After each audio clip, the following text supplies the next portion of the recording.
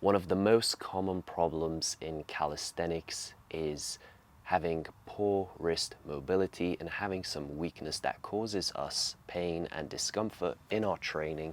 If this is you, worry no further, because I have experienced this a lot in the past, and so I have heavily researched this topic and I really want to share my knowledge with you in today's video.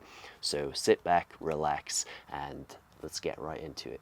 Hey, what's going on everyone? Philip here. Welcome back to the channel. I know it's been a while and I've been posting some shorts, but not actually YouTube content. So thank you for tuning back into the channel. And also I want to give a massive thank you for the support and the subscribers, because I know a lot of you guys are new here and maybe you haven't seen my videos, but now you can. So I want to share with you today a topic that is a little bit dear to me, and I know it's a very common issue in calisthenics, which is wrist pain, having weak wrists, weak grip.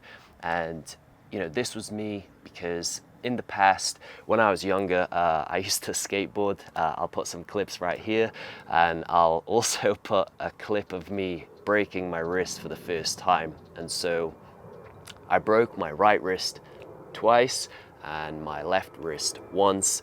So it's safe to say when I came into calisthenics, I really had to pay close attention to what I was doing for my wrists, because a lot of the exercises were difficult due to the wrist pain. So things like handstands, any push-up variation, I always felt like I had to have those wrist wraps.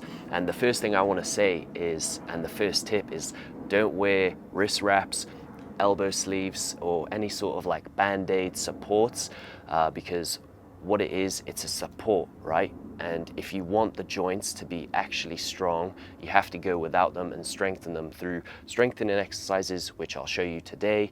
I'll also give you example routines at the end of the video. So that's one of the most important misconception and mistakes people make, and myself included. In the beginning, you know, I was always wearing wrist wraps. You know, I would even promote companies that had the wrist wraps, but these companies make this product to make money, right? It's like supplements. You know, supplements are supplements, not substitute. Protein is from food, not from supplements. So you shouldn't substitute the underlying problem. If you're not getting enough protein, eat more protein from real food. If your wrists are weak, don't wear wrist wraps, because it's only going to make them weaker. You know, strengthen them through strengthening exercises, more mobility work, and gradually going up progressions with your calisthenic training. A common mistake people make is rushing progressions. Again, me included, you know, trying things that were way out of my reach, and therefore it was causing me wrist pain. So, you know, stay within your boundaries. It's completely okay. It's normal. We've all been there, and you know, all the top level athletes have also gone through the progressions. No one's gone from 0 to 100. Everyone climbs a level at a time, okay? So just bear that in mind and try not to ego lift, because ego lifting in calisthenics is basically trying progressions way too hard for you. You know, whereas what you do in the gym is you just slap on more weight to impress your friends, or a gym crush. But in calisthenics, you're trying the skill that's nowhere near impossible to you, and you're doing it with really bad form, which causes you to have injury. So in the first part of the video, I want to talk about the 4 ways of the wrist movement, which is flexion, extension, ulnar deviation, and radial deviation. The 4 ways of the wrist movement are extension, flexion, radial deviation, and ulnar deviation, brother.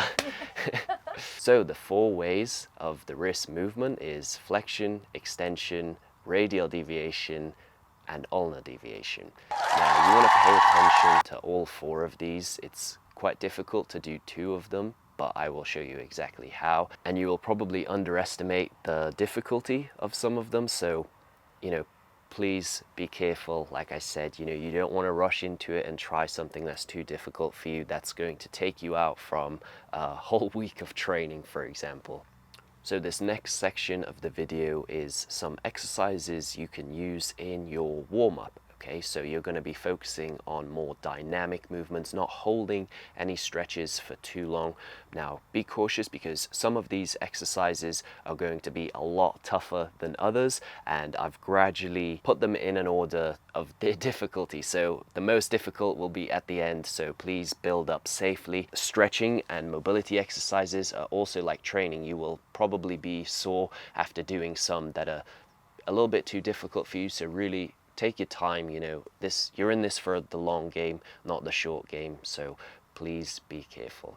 So to begin your strengthening wrist journey, you're going to start with the lowest impact being on the wall. Start out with these wrist presses, and then you can change into changing direction while pressing your wrist into the wall. This is going to be the easiest way to start strengthening your wrists. Then you're going to grab your wrist firmly with your thumb and index and go clockwise and anti-clockwise with both of your wrists.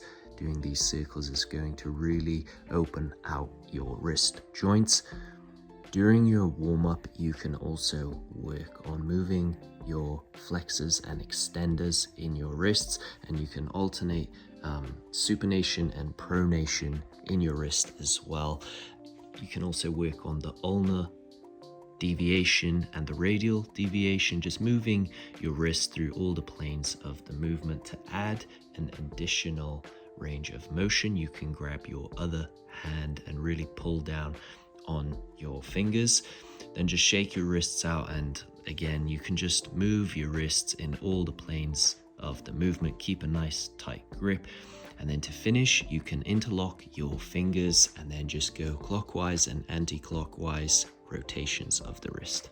Then going into the floor, starting out with the wrist presses, just going in every single direction, really putting a lot of pressure on your hands. You're not just softly doing this, you're really applying a lot of weight so that the wrists can hold that tension for the exercises you're preparing them for. Also, you can do it reversed. This is going to be a lot tougher, so be careful. Really make sure you can do it with the palms down first and then work your way to the palms up.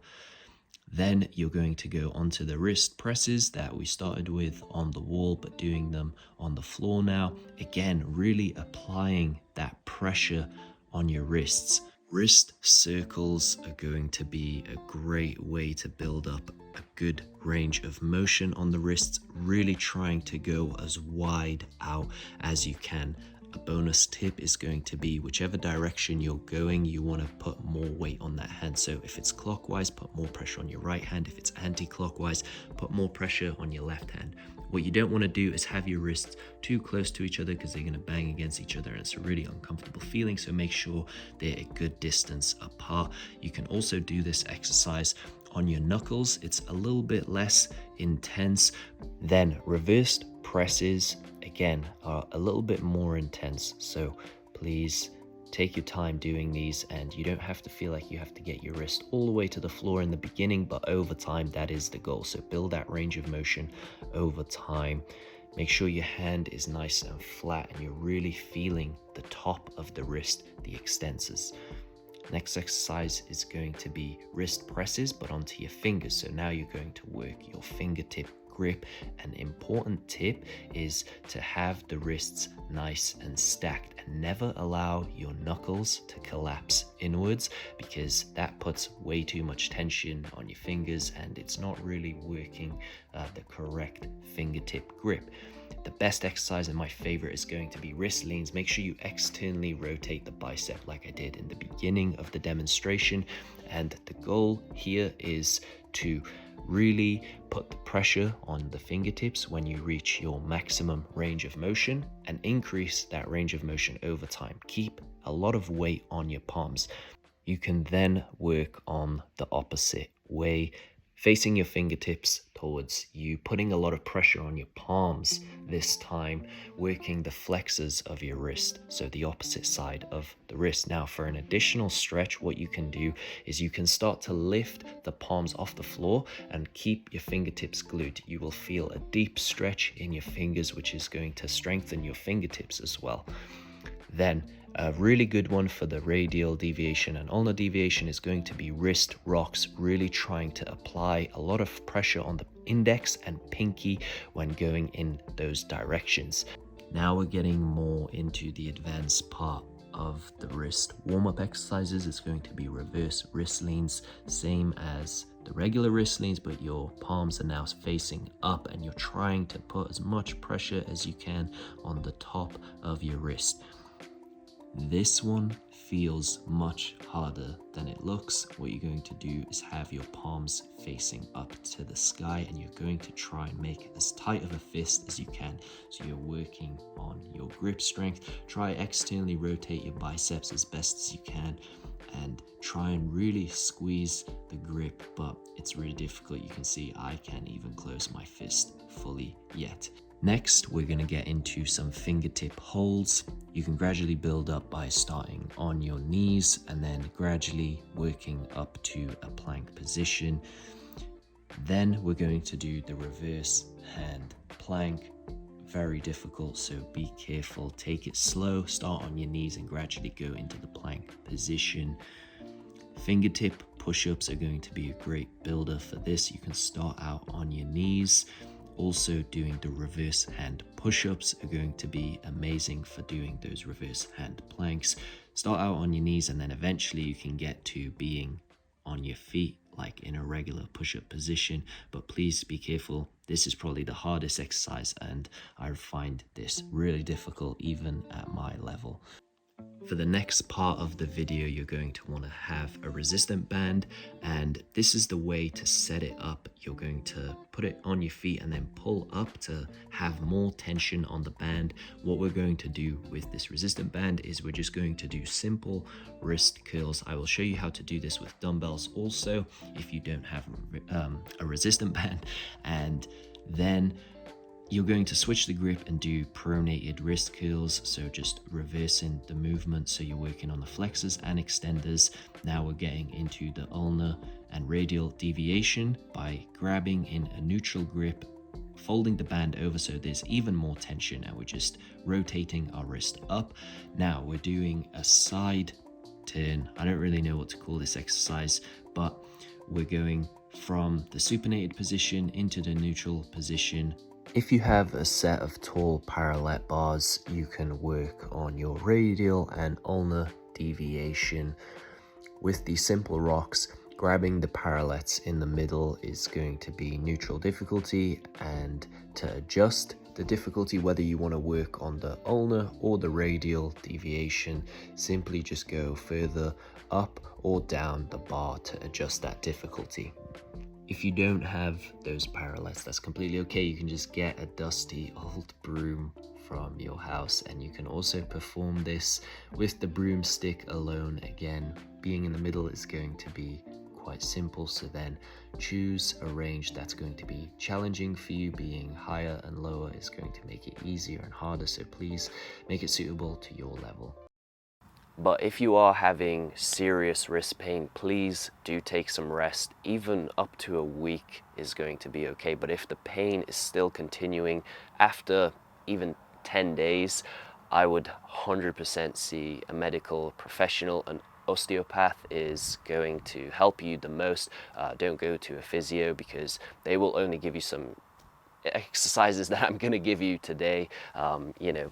Please see an osteopath because they're the most qualified in bones, tendons, muscles, joints, so they're really going to help you out.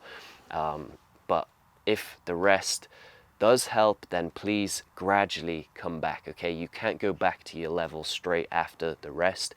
Also apply ice twice a day, and hopefully these stretches and warm-ups are going to help you on the mobility side. Now for the stretching part of the video, you're going to be seeing a lot of the exercises you've seen in the video so far. You're now just going to be holding them for much longer, and you're going to be avoiding all of the dynamic exercises. So you're just going to be holding each stretch for around 10 to 20 seconds for a light stretching day. And if you want a deep stretching session where you're trying to progress you can hold this for 30, even up to 60 seconds a stretch. Now, it's important to be really warm when you're doing the stretches. So if you're doing this on a rest day, please warm up with some skipping or jumping, or make sure your body's temperature is heightened and that you feel warm, because you can really injure yourself doing stretches on cold muscles. So please warm up when performing any of these. Or you can also just do the dynamic versions. If you don't want to do the skipping or the jumping around, you can just do them dynamically until you start to feel your body temperature rising, and then you can follow up with a deep stretching session. Now, to finish, what I want to mention is any of the stretches I just performed on my knees, to make them harder. Once you get more advanced, you can do them standing up in a plank position. Try to hold them for as long as you can, and you will improve significantly. This last stretch is also for other areas of the body, not just the wrists, but you want to make sure your biceps are as externally rotated as they can be. These are just called reverse planks and shoulder extensions. The goal is to have your shoulder blades retracted and your chest as upright as it can be, and also make sure to squeeze your glutes and push your hips up to the sky as much as you can, and slightly lean back. Now, for the last part of the video, we're going to work on grip strength and how to build up your forearms. So to begin, if you have a small dumbbell, you can practice this exercise. It's just a dumbbell squeeze. The goal is to let the dumbbell almost slip out of your fingertips and then squeeze as hard as you can, and you can slightly angle your wrist inwards for an extra contraction. Next exercise, you're going to do the wrist curls that we performed with the resistant band. So now you can see what it looks like with the dumbbell. Same technique applies. You want to let the dumbbell almost slip out your fingertips and then squeeze as hard as you can. Reverse curls and pronated curls are going to be extremely beneficial for building up the top of the forearm. Then you can get into Zottman curls, and once Zottman curls feel comfortable, you can do them reversed. So simply just perform the Zottman curl as normal, and then once you come all the way down, you're just going to reverse the movement.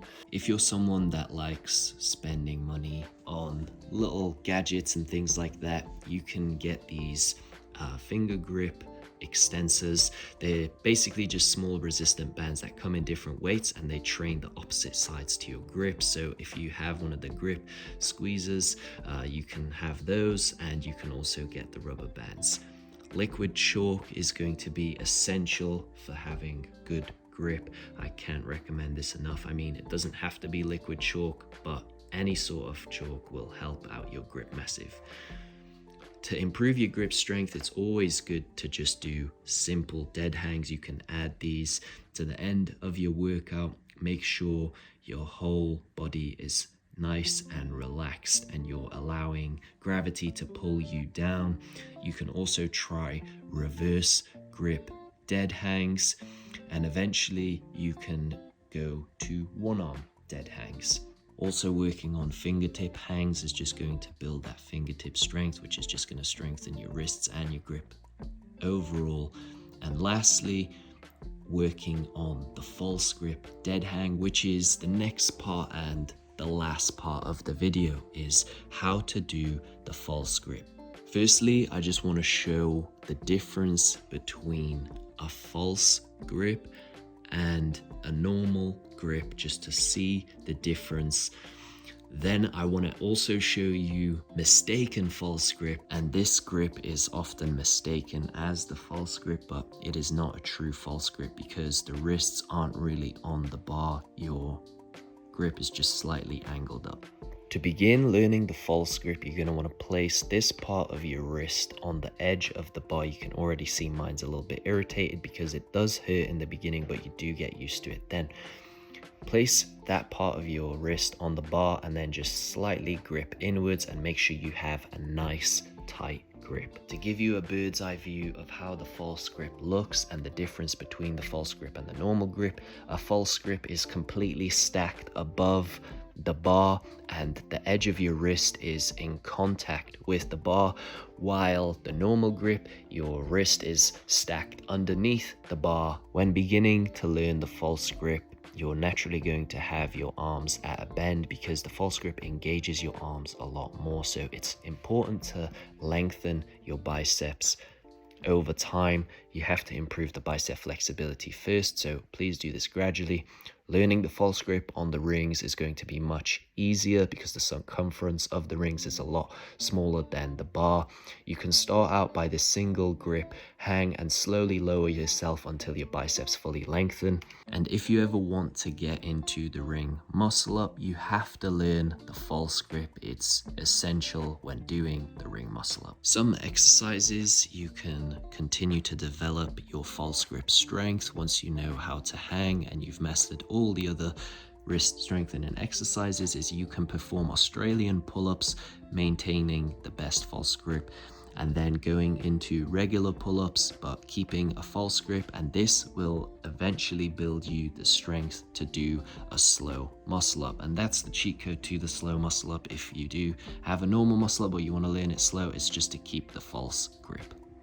So these are going to be some of the sample routines I want you to try. You can obviously pause this video, screenshot it, have it saved somewhere, and you can repeat this every day, every other day, as long as you're recovering between each time you practice, because sometimes if you go a little bit too deep, you are going to take a little bit longer to recover, which is normal. So please take it slow, take it gradual, really build up nice and gradually before going into the very intense exercises. So that's everything for this video. I really wanted to make this and I've really planned this out, so I hope you get benefit from it. And if you want to see more videos like this, please let me know in the comments. Your support is forever appreciated, and I really look forward to growing with you on this channel.